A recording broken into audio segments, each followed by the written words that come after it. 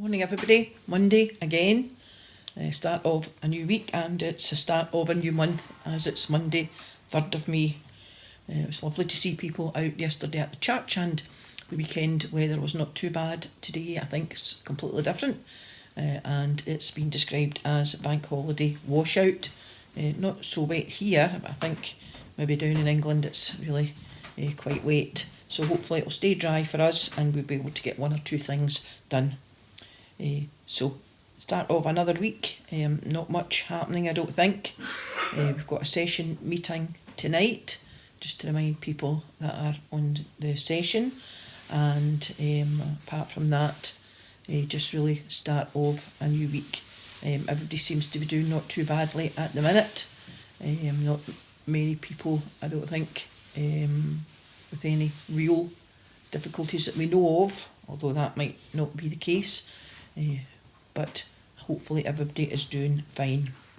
So today we have our quiz on a Monday night. I'm sure you remember me telling you that it's at just after 9 o'clock, and the chap who has been doing the quiz has been doing it every Monday during lockdown, and it only lasts for 40 minutes because he's only got the free Zoom.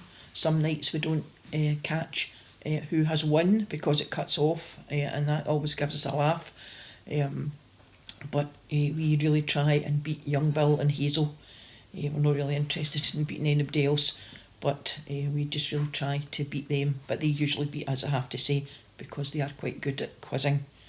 So we've got that tonight, and not much else on during the week.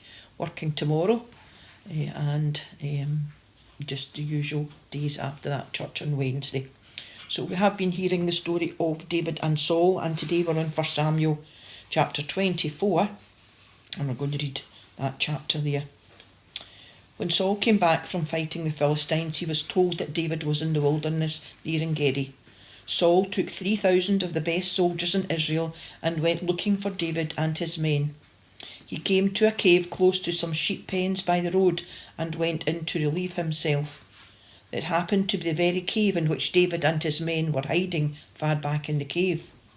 They said to him, "This is your chance. The Lord has told you that he would put your enemy in your power, and you could do to him whatever you wanted." David crept over and cut off a piece of Saul's robe without Saul knowing it. But then David's conscience began to hurt, and he said to his men, "May the Lord keep me from doing any harm to my master, whom God chose as king. I must not harm him in the least, because he is the king chosen by the Lord." So David convinced his men that they should not attack Saul. Saul got up, left the cave, and started away. Then David went out after him and called to him, "Your Majesty." Saul turned around, and David bowed down to the ground in respect and said, "Why do you listen to people who say that I am trying to harm you? You can see for yourself that just now in the cave the Lord put you in my power. Some of my men told me to kill you, but I felt sorry for you and said that I would not harm you in the least, because you are the one whom the Lord chose to be king. Look, my father, look at the piece of your robe I am holding. I could have killed you, but instead I only cut this off. This should convince you that I have no thought of rebelling against you or of harming you. You are hunting me down to kill me, even though I have not done you any wrong. May the Lord judge which one of us is wrong. May he punish you for your action against me, for I will not harm you in the least. You know the old saying, evil is done only by evil people, and so I will not harm you. Look at what the king of Israel is trying to kill. Look at what he is chasing, a dead dog, a flea.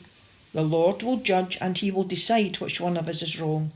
May he look into the matter, defend me, and save me from you." When David had finished speaking, Saul said, "Is that really you, David, my son?"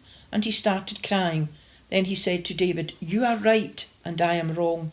You have been so good to me, while I have done such wrong to you.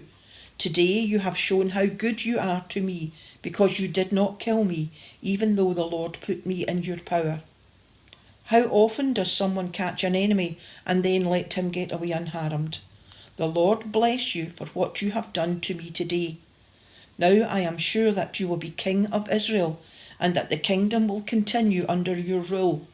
But promise me in the Lord's name that you will spare my descendants, so that my name and my family's name will not be completely forgotten."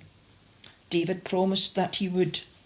Then Saul went back home, and David and his men went back to their hiding place. Amen, and God bless this reading from 1 Samuel chapter 24. And we will continue, I think, with the story of David and Saul and Samuel for the rest of the week. And I know I certainly am enjoying listening and hearing the story again and reminding myself of all that went on with David and Saul. I hope that you are too. So take care, everybody. Enjoy today, bank holiday. Doesn't really mean anything, I don't think, to most people now. Schools are off, so that's good. Apart from that, take care of yourself, everybody, and we will see you tomorrow. Bye.